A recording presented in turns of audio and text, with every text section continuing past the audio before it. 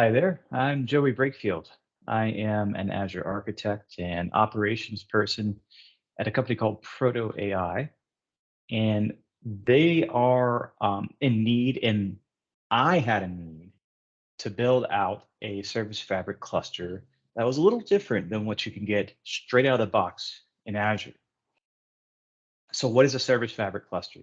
Well, if you're familiar with Kubernetes, you know, um, or well, any other orchestrator, I should say, you know that you could deploy something to an orchestrated platform and it handles moving all the widgets the application needs to work to proper nodes to keep everything balanced out and healed and monitored and all sorts of fun stuff with the application without a developer having to really know a lot about infrastructure.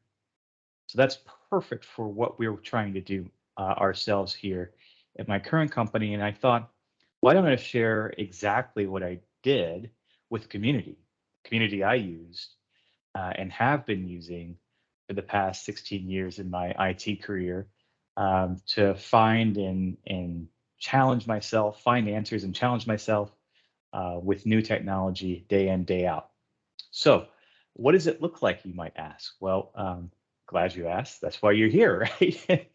um, we have um, a diagram to show you, or I've built a diagram to show you about what the typical service fabric offering looks like versus what I've done with my script deployment to show you what's different and how heavily modified I've used the scripting elements to kind of bend to my will what Azure can offer out of the box to what we need it to work with and like at Proto AI. So that said, let's take a look at what the script looks like and also what the architecture looks like.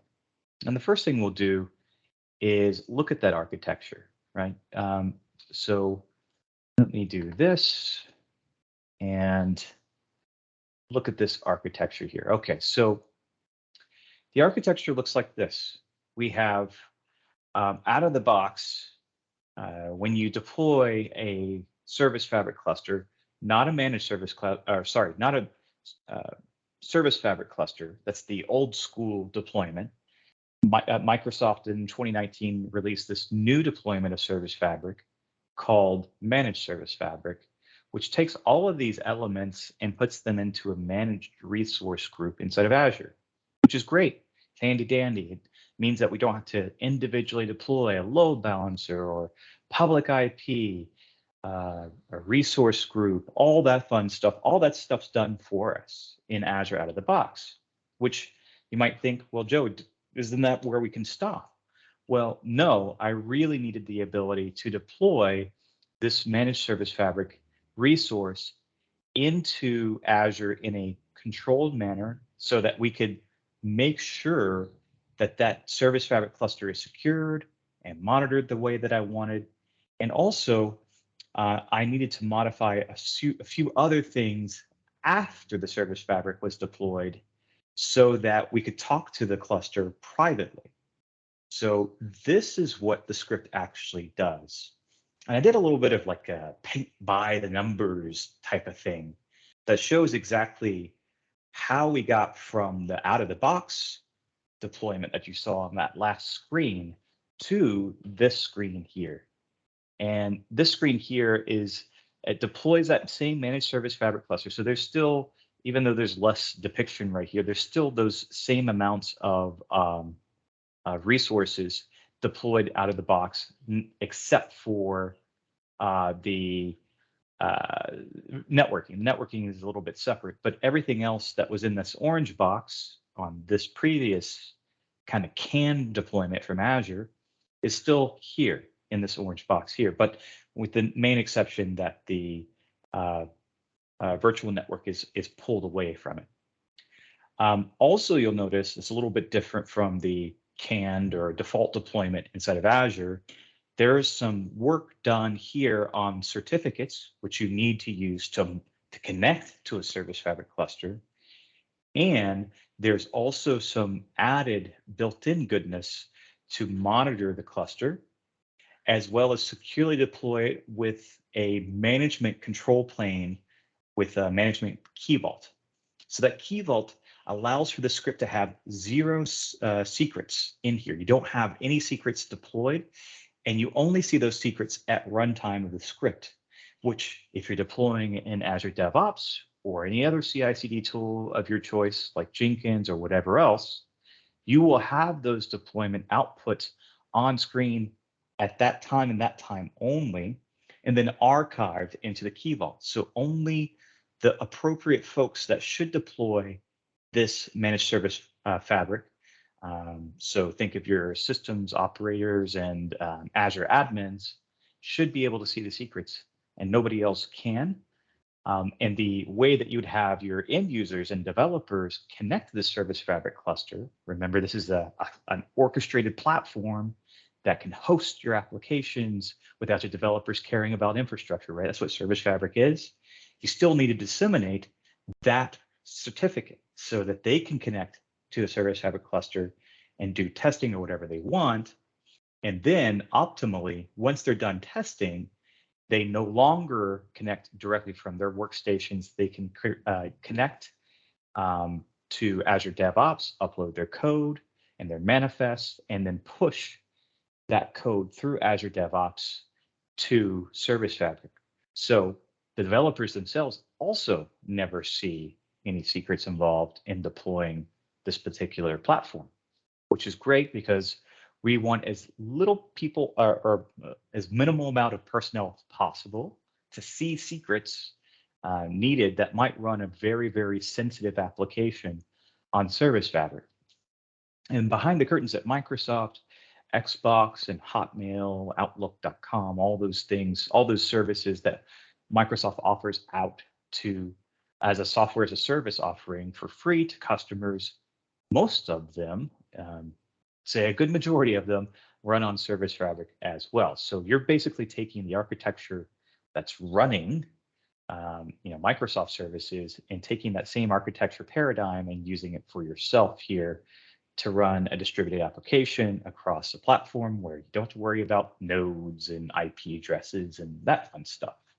So let's step through this by the numbers. And now I'm going to flip back over to my GitHub repo, because this repo shows you exactly what these numbers mean. So 1, 2, 3, 4, 5, excuse me.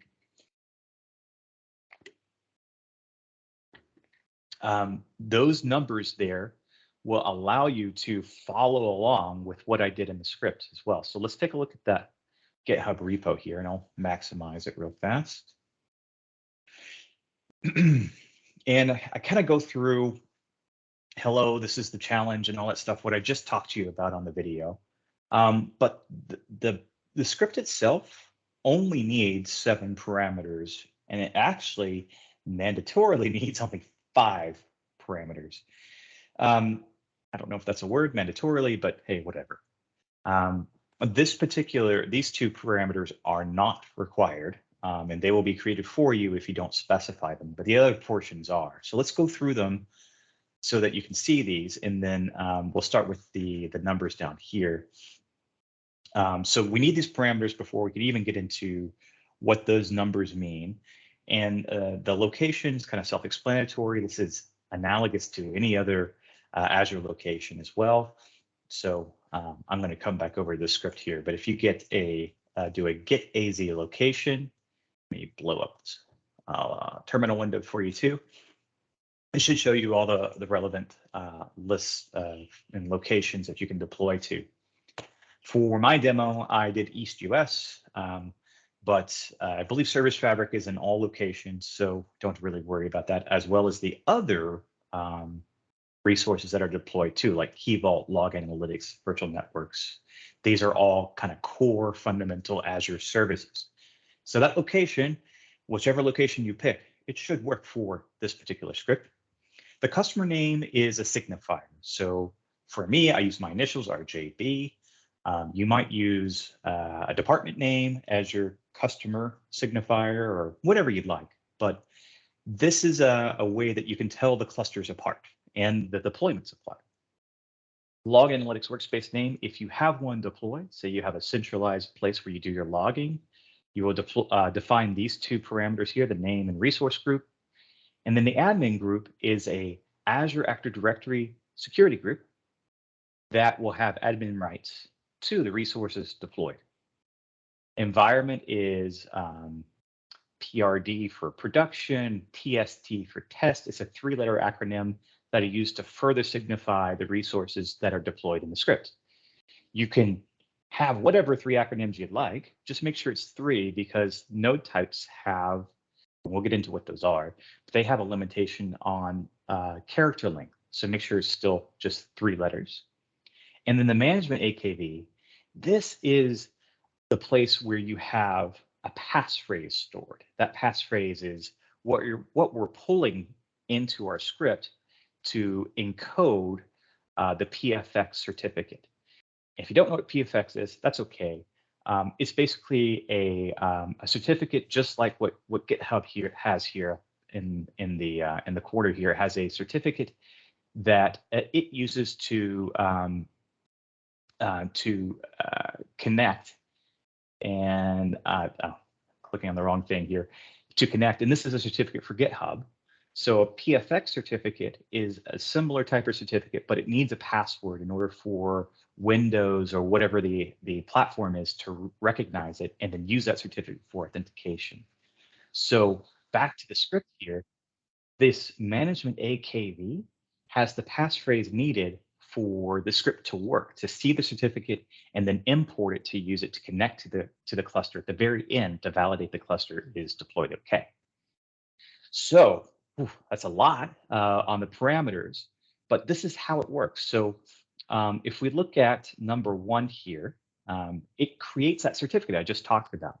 It logs it on your local file system, and it also logs it onto a brand new Azure Key Vault as a backup to your own workstation. So if your workstation were to go away, or you wanted to disseminate this to a developer or a tester to do some testing before they use a CI/CD pipeline to connect to it, you could use that Key Vault, download it, and have the certificate ready to use as needed when you disseminate it outwards. The next one, portion number 2, come back over here, talks about how you connect to the service fabric cluster. Now you may say, Joey, isn't this private? Isn't this secure? And we're using a public IP. In actuality, it's deny all by default, with the exception of the persons deploying it. So whoever's deploying the script, their public IP is added in there.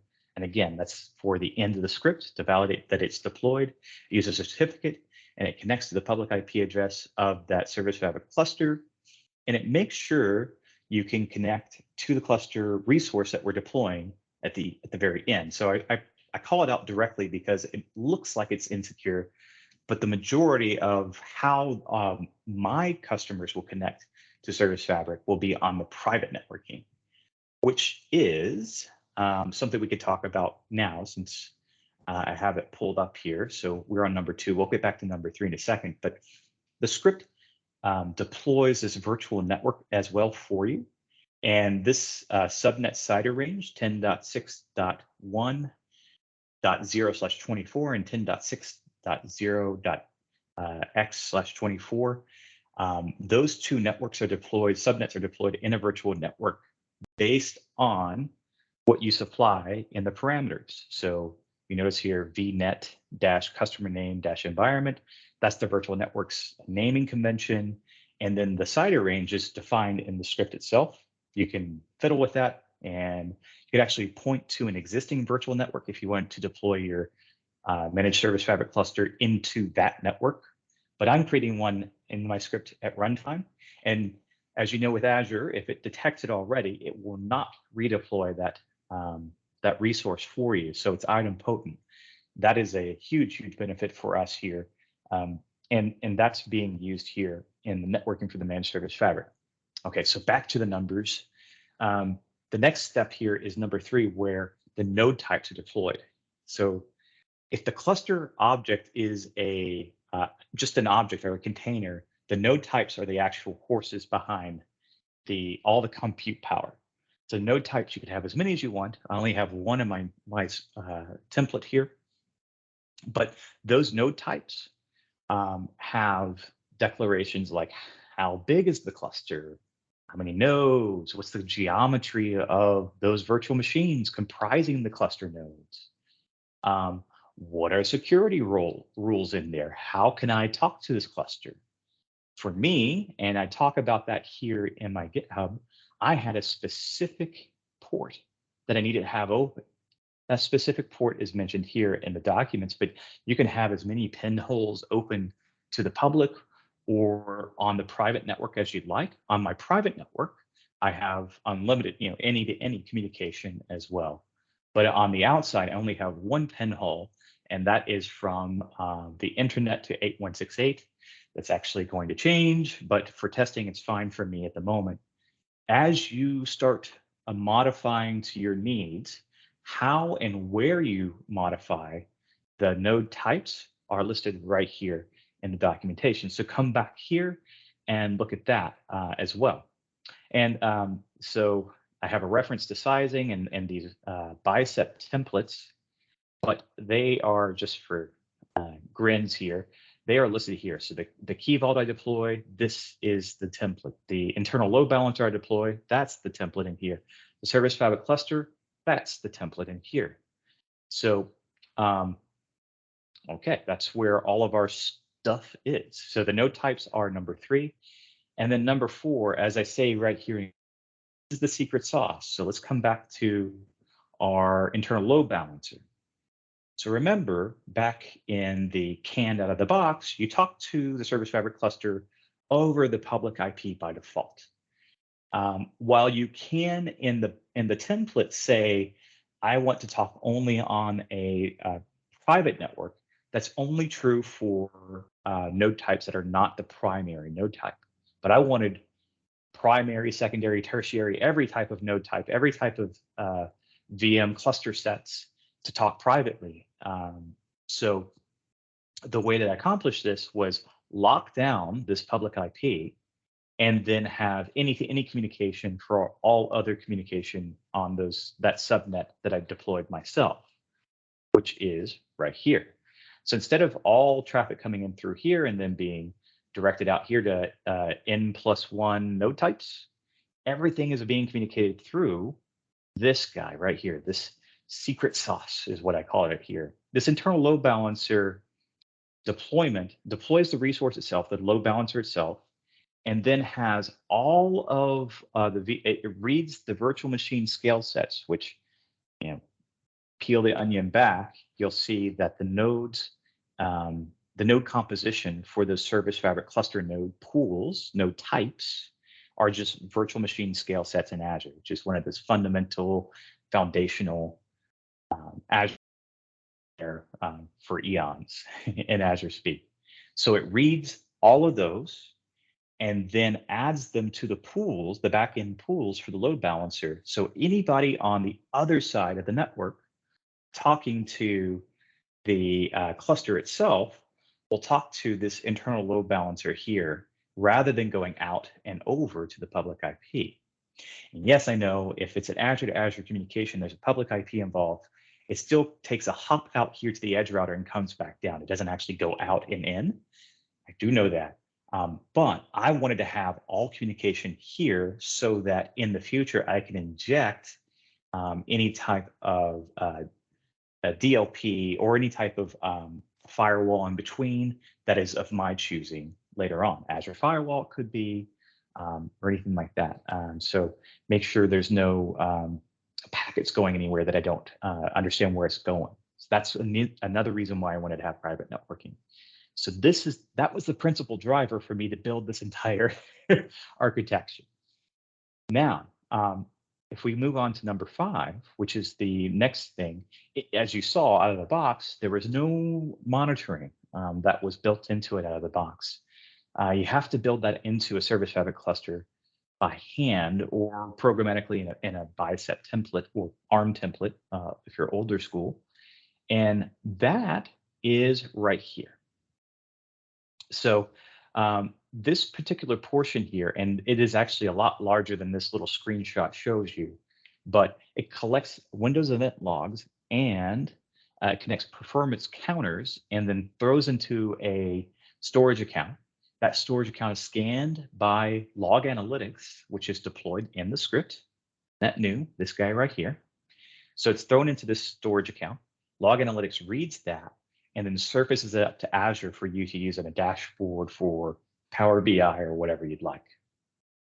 Okay, the last portion of the script is another critical aspect for us internally, and that is to throw up all the credentials that you need for Azure DevOps to see and connect to that cluster, so that if I have a developer committing to Azure DevOps, he or she deploys there, and then the pipelines can go through and deploy all the way out to the service fabric to serve up the application.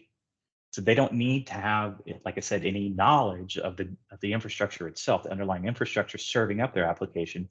They just care about the code. That's what this last portion is. So let's take a look at how this looks once you deploy it. And I'm going to show you some in my script here, some what looks like sensitive data. I honestly don't care about this data here or any of the secrets that are going to be shown, because after I'm done with this video, it's just going to go straight away. I'm going to throw it in the trash. But this is what it looks like after you deploy it. So a bunch of checks happen. I make sure you're running Azure PowerShell 5.x, not 7. 7's the latest. 5.x has the cryptographic dependencies built in. 7 is still not quite there yet, so we have to use an older version of PowerShell, so keep that in mind. I make sure Bicep is installed. Azure Bicep is a translation between the old type of ARM templates and the new type of declarative language. Is a little bit simpler to read in my preference. And then it goes through all the individual checks. Is a resource group there? If not, build it. Is a log analytics workspace there? If not, build it. VNet, not build it. Key Vault, so on, so on, so on.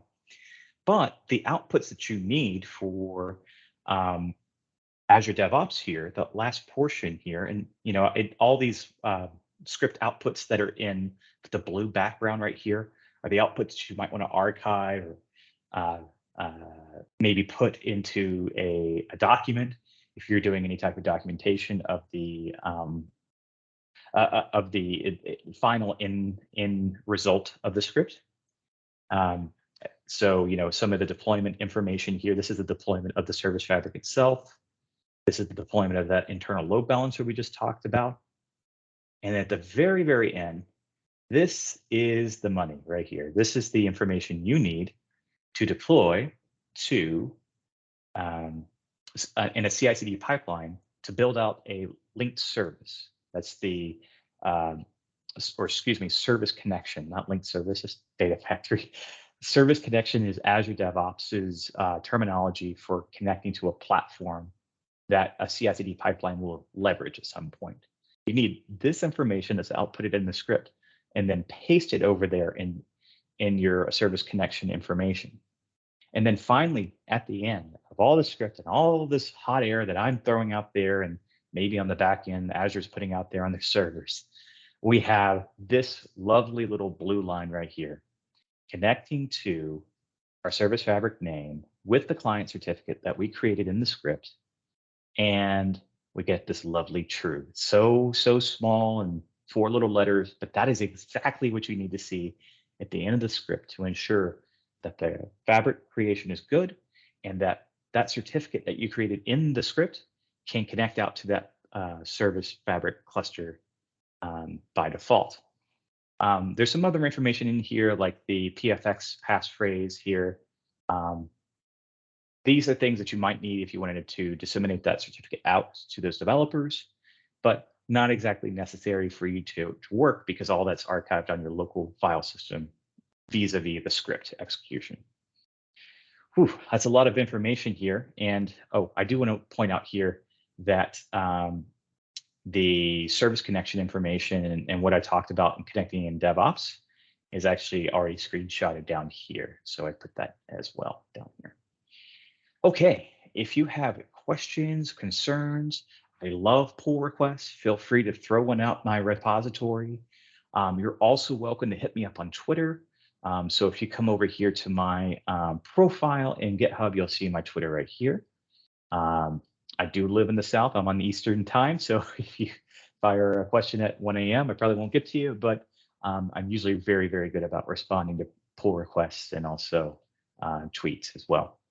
Thanks for listening, and I hope you found this enlightening. And give me a shout if you have questions, comments, or you just like the video. Thanks. Bye bye.